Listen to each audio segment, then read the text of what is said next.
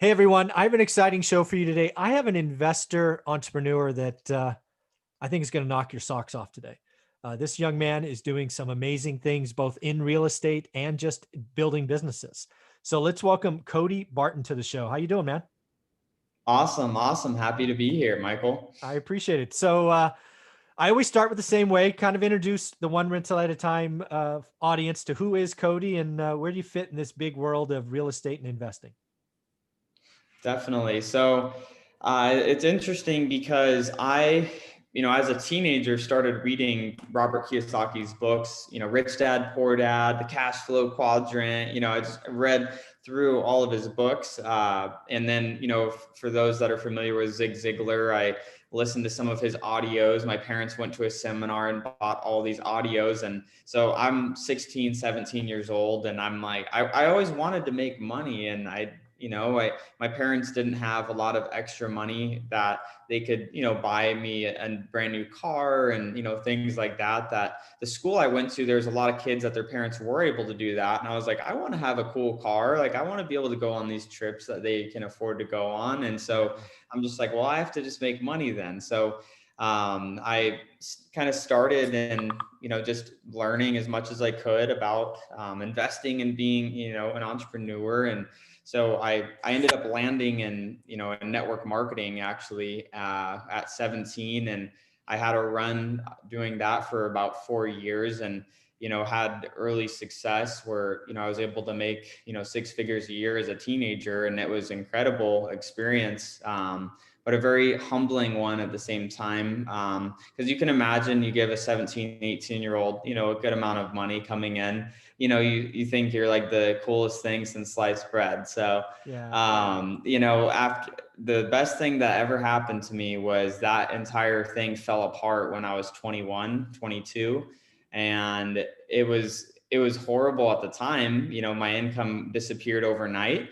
But what it did for me is it made me realize like how powerful residual income is, because as you're, if you are successful in network marketing, it is type of a residual income. And so it made me, have the yearn to create that again. I'm like, man, like I got to get this passive income, but actually control it myself, where it's not a company, uh, you know, pushing my destiny into their hands, long story short, I, became a real estate agent after I was, lost everything. There was that period of time I had to move out of, really not, I was living in like a 3,000 square foot house at 21. I had, Wow. BMW, brand new cars. And I was living way above, I was basically spending everything that I was making. And Been so when there. it turned off, Been there. yes.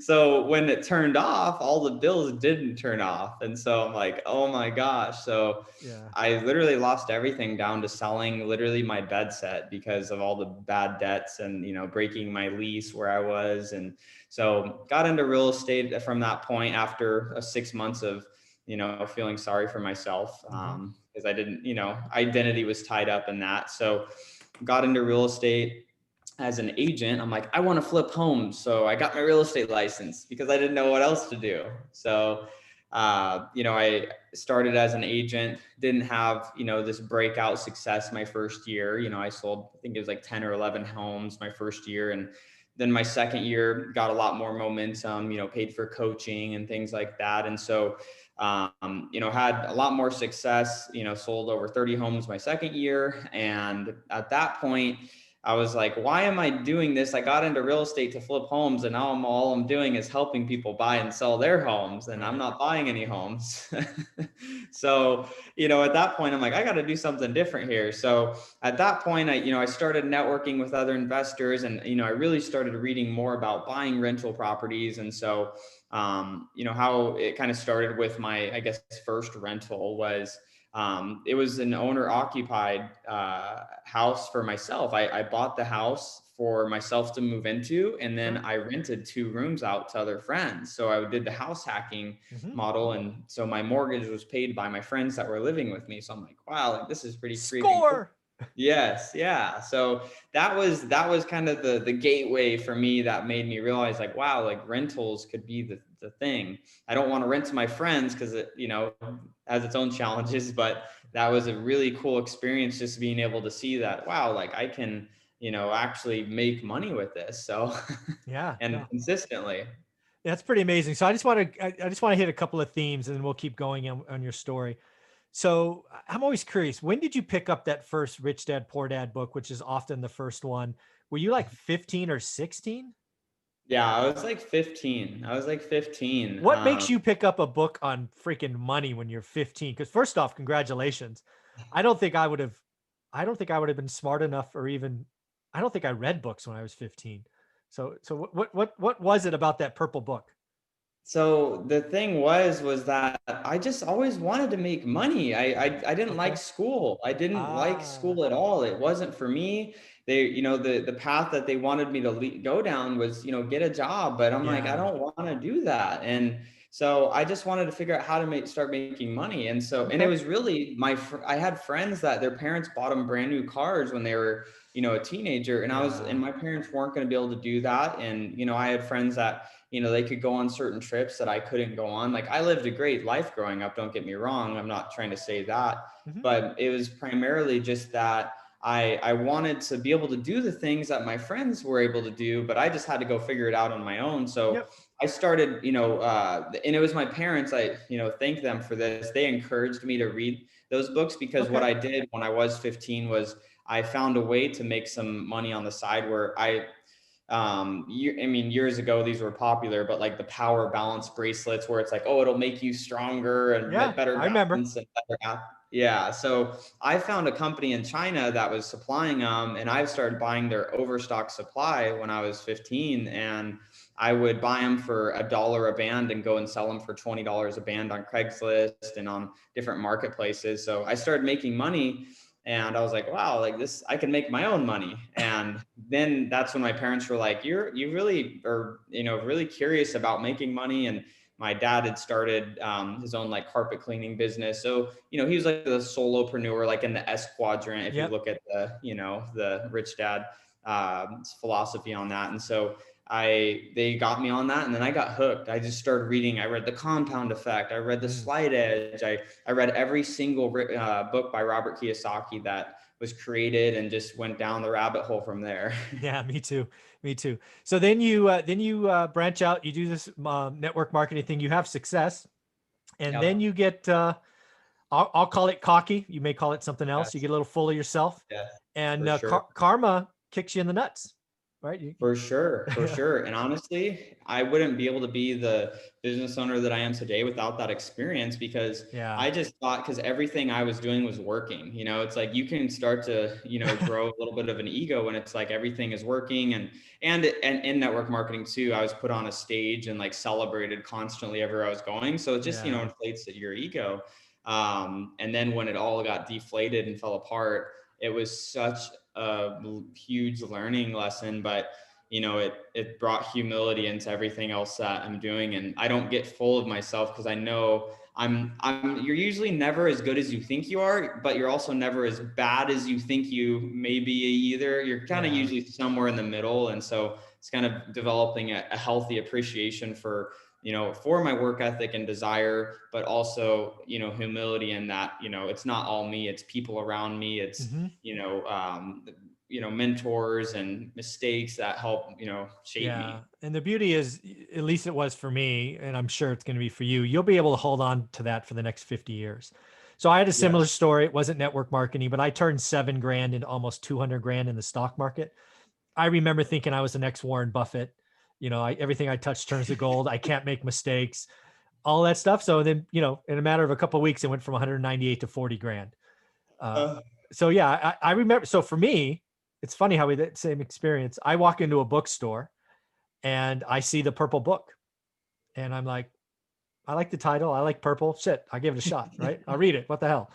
And it yeah. was it was life changing. But you're right. It's 20 years later, I still hold on to that humility. I won't get too full of myself. I know it can all go away. Yes. Never think you're the best. Just No. just keep moving forward and just keep trying to be better every day. And it's amazing what Yes. happens. I think it's like, as you stay a student, it never allows you to think that you are, too cool for school. It's like Mm, you stay a student, and you stay learning, and you stay just trying to be better every day. And I found that definitely has helped keep me having a really good attitude towards everything, and, Yeah. not take things too seriously, and, not get too full of myself if things are going well, or not beat myself up when things aren't. Yeah. So then you get into real estate, so you want to flip, but you get your real estate license. Then you are an open house guy. You sell 10 Yeah. or 11, and then you sell 30. And then you go, hey, whatever happened to my flipping dream? Right. Yeah. Then you house hack. So that's where we are in your story now. Yeah. What year is this? Is like 2018-ish, 16-ish? Where are we in this story right now? This is like, so 5 years. This is like 2015, Okay. 2016. And Yeah. you're in Arizona at this point. Yes. Okay. Yes. So this is So Arizona the whole time, or did you bounce around the country? Arizona the whole time. Okay. So you're in Arizona. You house hack in 2015. Good time to buy. Arizona's seen some appreciation. So where Yeah. does your journey go from there? Do you house hack again after a year, or what happens next? Yeah, so I actually had a blip of a mistake on the radar. After about a year, there was an investment company out of Texas that was trying to recruit me to go, manage, Oh, okay. their private money kind of department. And so I go through this phase of, about to go out to Texas. I sell my house. It's like Oh, it's like this upper limiting thing that I like sabotage myself on this experience. But so I go interesting. out to Texas, find out this company is doing a lot of things that I don't agree with, as far as like things that, in the gray. Yeah. And so Shady. I'm like, I back out of doing that, because I'm like, I don't agree with the way that this business is running. And so once I got into like really seeing what was going on, and so I had sold my house, um, I had some of that cash now from, selling it, which I wish I never sold it, but hey, you live Yeah. and you learn, right? It's all So right. Yeah. I bought another house, did the house hacking, Okay. that year again. And then, the next year bought another house, did the house hacking again. So And that then, time you didn't sell though. You house yeah, hacked the first one, then you upgraded and moved on to another one. Did that yeah. first house stay house hacking, or did you do month to month with one family, or what happened to that first one? Yeah, great question. So I had my my friends that were my roommates that I Yep. rented to there. I had them move out, and then what I did is I just found a family that, to lease it from me directly after Yeah, that. I've seen that be pretty common. And probably what I would recommend. House hacking is one thing when you're in one of the bedrooms. It's Hmm. probably a different thing when you're not in one of the bedrooms, would be my Yes. guess. Yeah. Yeah. Like managing like multiple people, different relationships in one house. Like I'm like, that's not really like, I'm And not you're something. often the glue, right? You may have three friends that they're your friends, but they may not even like each other. Yes. And I found that, when I would rent a couple rooms out, they would get in disagreements, and they'd come to me like I'm dad. I'm like, I'm not dad. You just rent from me. If you guys have a problem, you guys got to handle it. Work it Like, out, big boy. That's amazing. That's amazing. So, okay. So where does this entrepreneur thing kick back in, and you start being a part of, or even creating companies? Cause you've just got a spirit about you that is something that frankly, I wish I had. So let's talk about that. yeah. So really what happened was around the time when I bought, that second house, I met an investor, thankfully from network marketing. His son was in the company on my team. And so I ended up meeting his dad, that, the guy owns about 30 properties. Almost all of them are free and clear. Mm. And he's in his 40s. And Oh, so I'm like, wow. wow, like it's pretty freaking cool. And so Yeah. I started building a relationship with him, and, he just, it just blew my mind. I'm like, wow, like the lifestyle, like just seeing the way his family was able to live. Like he was involved in everything his kids were doing. He had so much freedom. Him and his wife went on vacation like every other month. Like, he was still fixing, flipping, and, but he didn't have to. It was just kind of like, Yeah. great projects are easy for him to do. He does, so kind of seeing that, I'm like, I want to live a life like that one day. I And want to so, get me some of that. That's good yeah, stuff. Yeah. yeah, that's the good stuff. And so I'm like, how can I bring value to you? And he's like, well, he's like, in fix and flips, there's only a few things that happen. You either have the money to fund the deal, you have the deal, or you have the management of the deal. He's like, that's the three things you either have. And I'm like, well, I don't have the money. I don't know how to manage a fix and flip, but I'll go find a deal. And so I found a deal for him to flip. And I told him like, hey, like, I want to make money on it. If I make a smaller percentage, I don't really mind. I just want to bring the deal to you and be able to watch the fix and flip process happen, and Yep. see how you manage it, see how the crews run, see your thought process and things that you're doing on the renovation. And so that's really where it really started ramping up. And I think that was 2016, 2017 at that point, when I brought that first deal. And then I'm like, wow, like light bulb went on, because just seeing how he was hands off, like he was hanging out at home. He was like going to Mexico to Rocky Point and hanging out with his family, and his crews are over here, banging away on this project. And I'm like, this is freaking cool, having that freedom. And so that's when, I fully went in and focused on wholesaling real estate. From that point, figuring out how to market and find deals. And from there, wholesaling to then I wasn't confident enough to fix and flip because manage myself. So I would still bring deals to that same investor. His name is Frank. So after about a year of doing that, I had gotten, a good amount of wholesale deals under my belt, kind of had a good understanding on everything. And that's when Pace and I met at that point. And that's when everything really just started. Like, it's literally, have you read the book Rocket Fuel? I have. Yep. You have? Yeah. So for anyone that hasn't read Rocket Fuel, it's such a great book because it helps you understand who you are and be unapologetically yourself. Because up until that point, everyone wants to be the hero, right? It's like, I'm the closer, I close all the deals, and, I'm the sales guy. And so, reading that book, it really helped me realize, like, I'm an integrator. I'm the glue that holds all of our businesses together. I make sure, things are running on time, and making sure that we're profitable, and making sure we aren't buying bad deals, and, putting systems in place. And so, that and then Pace is total visionary, right? Yeah. So no question. Yeah, no question at all. He's a squirrel. I'm always telling him, like, Pace, you're such a squirrel. Like, you just run from all over. Thank God he keeps finding all those nuts out there. He's pretty good at it. And it's like he'll go, find 10 nuts and bring them back to me, and I'm like, well, these 7 nuts are bad, so we should not do anything with those. But I'll take those 3. Yeah. So that's pretty much our relationship. That's awesome. So I want to just make sure everybody realizes the evolution. So you were network marketer, goes bust, house hack, go to Texas, check your conscience, come back, agent still. So I just want to make sure. So when you make the flip to finding deals for Frank, yes, are you still doing 30 homes as a realtor, or did that kind of tail off? Tailed off. Once I started doing that, I turned off my my active marketing for real estate listings and buyers. I would still do referral deals because they're layups, but I didn't want to do that. I'm like, if I continue down this path, I'm going to never do what I actually want to do. So and that's an important point, because not everybody gets that, right? The thing I'm trying to help people understand is you only have so much time. Yes. Money is replaceable. Yes. Right? It may be hard to say, you may not feel like it is, but it is. Time you can't get back.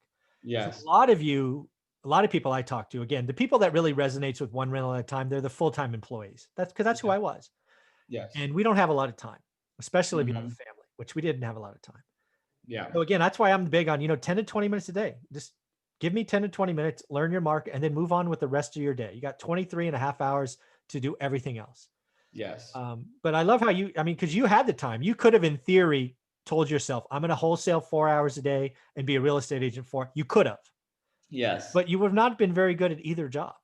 No, it would have been splitting myself. I would have spread myself too thin. I wouldn't have served clients really well. And then I wouldn't have been able to get traction. I mean, it takes a lot to get traction going in your wholesale business. Yeah, no kidding. Well, let's just hit that. So once you make the deal, getting that first deal for Frank, how much time and how much money, maybe it was 0, I don't know, but how much money did you invest, if any, and how much time did it take to get that first deal for Frank? $0 invested of my own money in that deal. But it was even in marketing, you were just cold calling or driving for door dollars? knocked. Oh, there you go. Okay. So literally 0. Okay. Yes. So I went and door knocked pre-foreclosures, and I did it for about a month and a half, helping him source, a deal, and finally got a lady that was ready. And I'm not a sales guy, so I'm not the, if like with Pace and I, if we both talk to the same 10 sellers, he'll close 7 or 8 out of 10. I'll close like 3 of them. Yeah, I would get that. Yeah. But I'm consistent. I'm super consistent. So that's where I do well is like, I'll pound the pavement. I'm Yeah. not going to be the best one out the door, but I'll hit the most doors Yeah. That you and I are the same way. I'm just a hammer, right? yes. Yes. I That's exactly the best way to say it. Just a hammer. I'll keep just, hammering. yeah, I don't stop, right? That's just what I do. Yeah. It's pretty amazing. So Yeah. we're kind of the same way. So that's awesome. So, okay. So now, so let's look at 2020. 2020 has been a tough year for lots of people. What a year. What a year, right? But I loved how before we hit record, you were very positive, energetic. I just love positive people.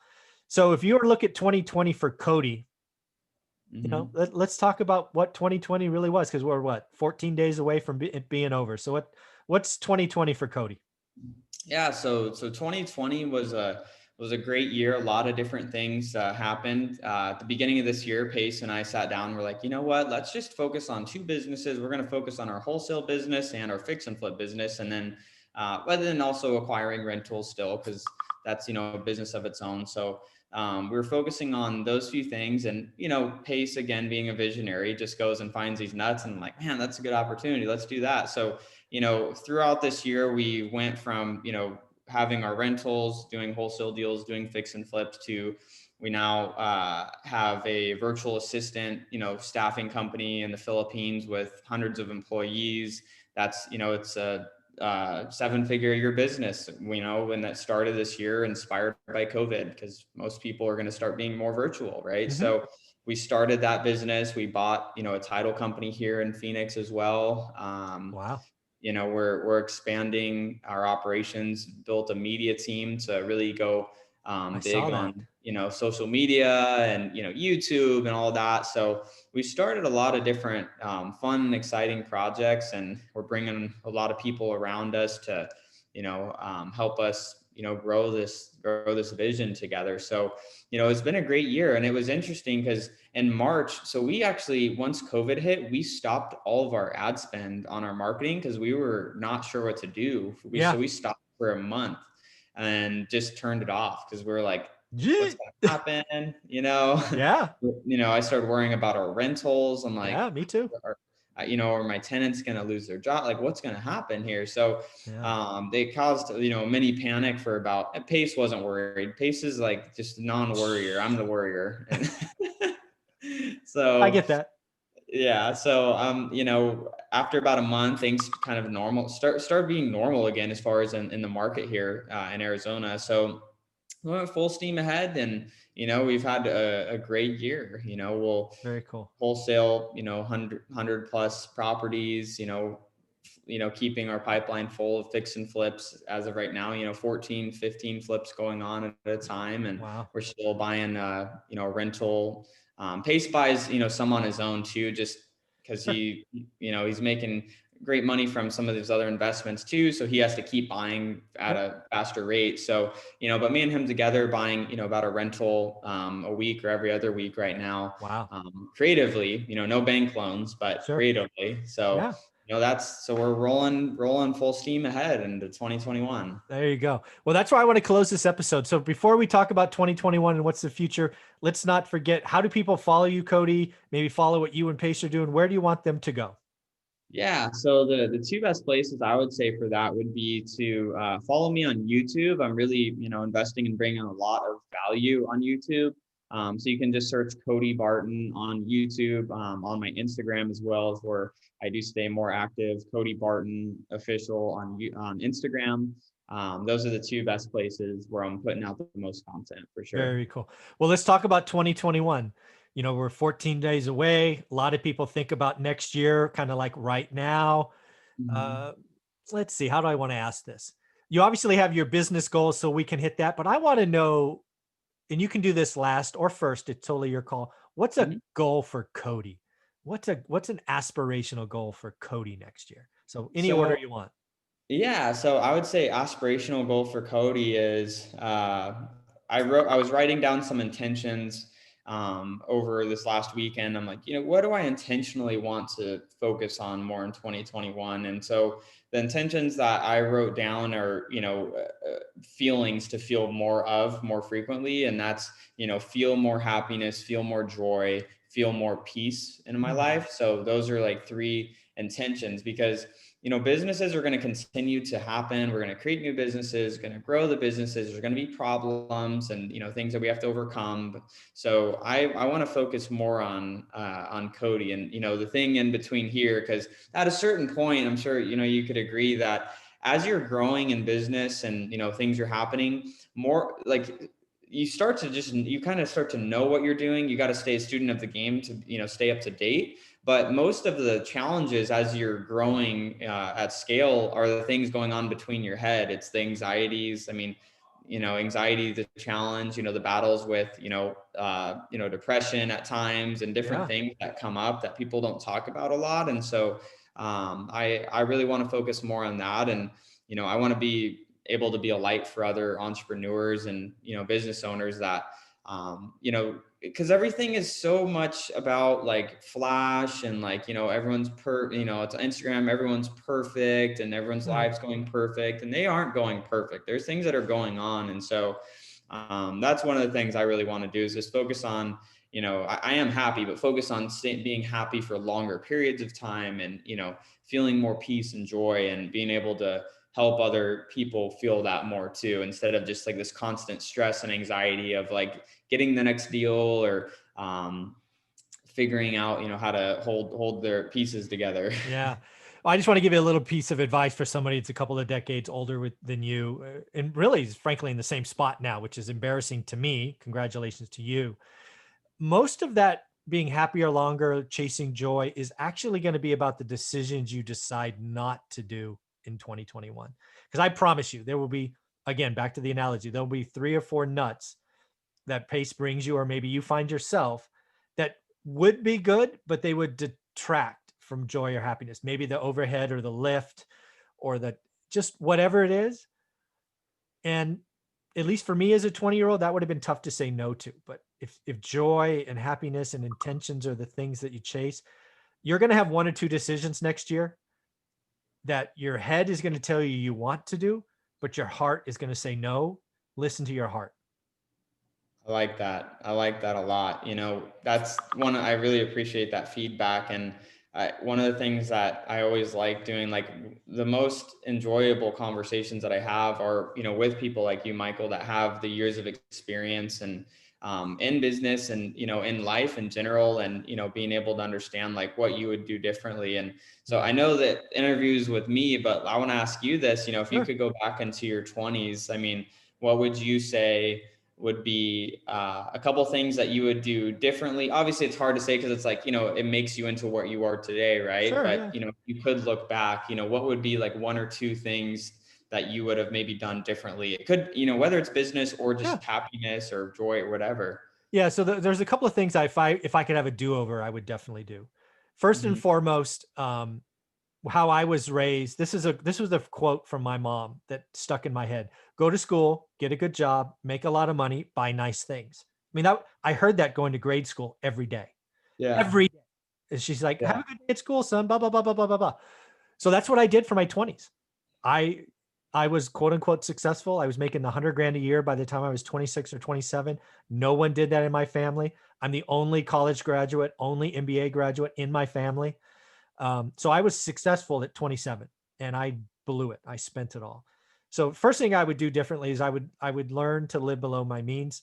It's called lifestyle creep, and you suffered it early, right? You got the Yes. BMW to 3,000 square, been there, right? Check, did that too. But that's a mistake, and I spend a lot of time trying to tell people, hey, that's the rat race. When it gets you, it gets you, right? And you want to talk about financial freedom. It's not with lifestyle creep, right? It's living below your means. So that's the first one. The second one was raising our daughter. One of the things that I think I made a mistake on, and again, she's fine now, she's happy, she's content, but I just feel like I missed an opportunity.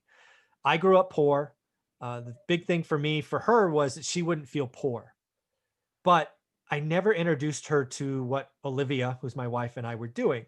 trying to build this real estate portfolio, sacrifice, live below our means. We Yeah. never really talked money with her. Mm-hmm. And that was a mistake. Big thing I'm talking about now is I'm trying to put stuff out there where people talk about money. Just, I mean, your And make kids, it not taboo. yeah, your kids see it, right? Like I remember, I can still close my eyes and remember walking around the kitchen doorway and seeing my mom at a small kitchen table with paperwork everywhere. I'm sure they were bills, and I'm sure most of them weren't getting paid. But Yeah. I mean, I remember those things. And Teresa probably doesn't have any of those memories. We hid it all from her, right? She got she got all her needs. She got most of her wants, but she Mm-hmm. never saw that Olivia and I were sacrificing, right? We started, Yeah. when she was, so let's see, I was 30. So she was 8 or 9, I think at the time. So she was, we were spending 100% of my income at the time, our income, because Olivia worked. By the time 4 years later, we were spending 50%. She probably never saw a difference. I mean, maybe Yeah. the cars were older, but I don't think she really recognized it. But that Yeah. was intentional. So I think you Yeah. got to talk to your kids about money more. I And like then that. lastly, I don't like people thinking about price. And what I mean by price is you have to think about time. So this is a big thing for me. So like you and 3 of your buddies walk into a store and you all have to buy the same tuxedo for your buddy's wedding. You all have Mm-hmm. to. One of you makes 50 grand, one makes 100 grand, one makes 200 grand.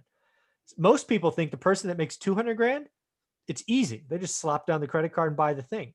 But like we talked about earlier, if you have let your spending increase to your lifestyle, Yep. it's probably the person that makes 50 grand that's probably in a better spot, or at least has a chance to be, Yeah. because they haven't allowed their rat race to eat them alive. Yeah. And so I want people thinking time, right? And time is discretionary. You make a certain amount of money, half that is going to bills, the other half is savings. Good. When I was growing up, 98% went to bills and like 2% were discretionary.